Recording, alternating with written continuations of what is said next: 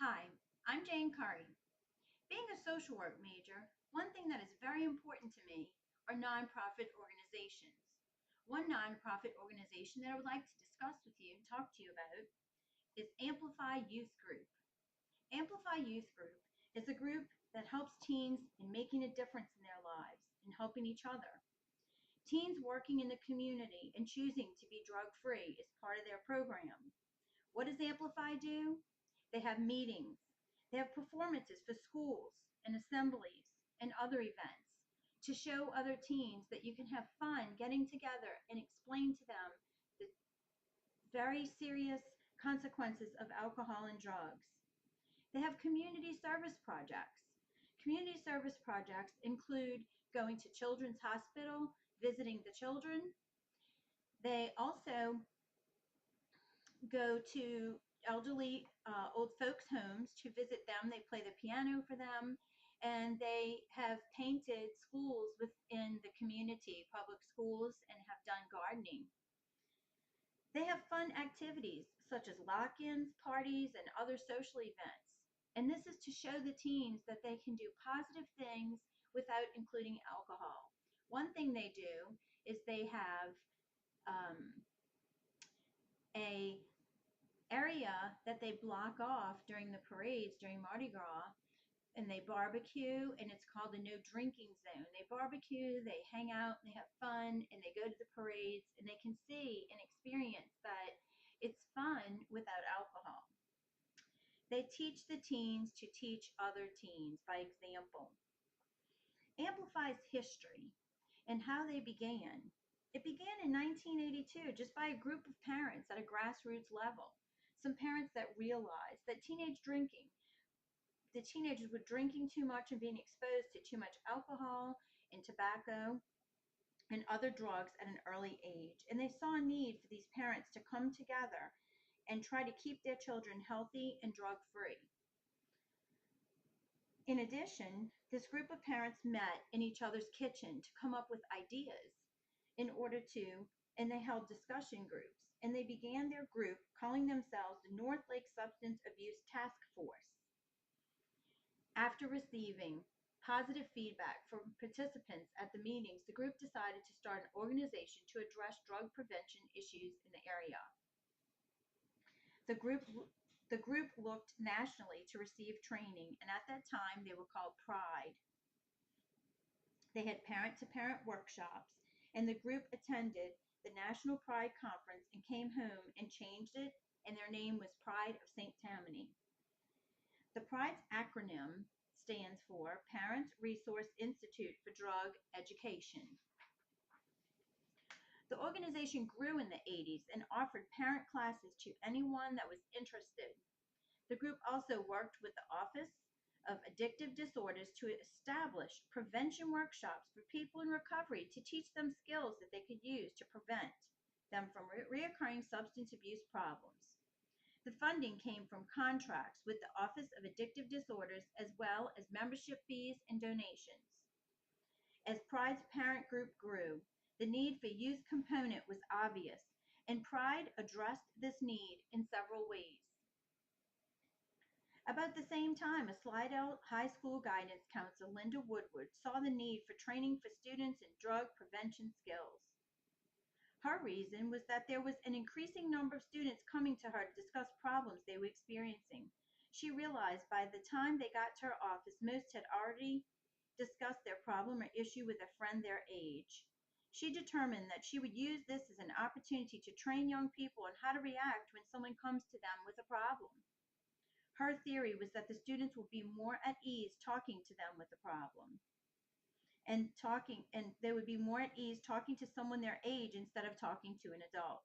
She put together a plan to train youth leaders in how to reach out to peers to encourage them to make healthy choices with their lives and work with them to help them deal with the pressures of being a teenager. In 1983, Linda Woodward held the first ever Positive Action Summer Leadership Camp at Holy Redeemer Retreat Center in Lacombe. Pride joined her as a sponsor and helped to promote the camp and solicit donations. Pride worked with Linda and other area guidance counselors as the camp grew throughout the 80s and 90s. Throughout the 80s. In 1990, the program expanded and Positive Attitude was started at junior high students. In the mid 1990s, Linda Woodward announced her retirement from Slidell High, as well as her desire for positive action and positive attitude programs to continue. Pride took over the camps in 1997, and they continued to be very successful as over 500 students were trained every summer. The organization also began an annual Red Ribbon celebration in the parish. This is a nationwide program that seeks to raise drug education and awareness among the community during the last week of October every year. Through a cooperation with the St. Tammany's Parish School Board, red ribbons and wristbands are distributed in every student in the school system, as well as businesses and organizations. Because of the success of the youth and community programs, we had been asked to train organizations and groups in other cities and regions on how to start similar programs in their communities. As we grow, our board made the decision to rename the organization to Amplify Resources in November of 2008. Currently, Amplify works hard to reduce substance abuse. They have 5 columns of commitment in the Amplify Youth Program. One is outreach, one is education, one is social activities, the 4th one is community service, and the 5th one is advocacy. Their outreach is their first and most visible pillar. Amplify Youth write, choreograph, and perform a dynamic 45-minute performance that the show consists of songs, dances, skits, and personal stories, and the performance is presented to junior high and high school audiences at school assemblies throughout the area. The second column of commitment is education. Amplify Youth members understand that they need to be aware of the latest trends regarding teenage drug use so they can be effective in their efforts to reduce it. At weekly meetings and through email, youth members learn about drug trends, statistics, and prevention strategies. School activities. The third column of commitment is socials. A big reason that our group is so large is that Amplify Youth enjoy hanging out with other teenagers who don't drink and don't pressure them to drink and use drugs. Many monthly socials include parties, lock-ins, movie nights, and other events for Amplify Youth members. The 4th column of commitment is community service. Amplify Youth members commit to make a difference in the community through service. Projects include work days at schools and other nonprofit organizations, food drives, Christmas, Adopt a Family, and other service-oriented projects. The 5th column, commitment, is advocacy. Youth have learned that above strategies, commitments can't reduce substance use alone. More work has to be done on the community-wide level.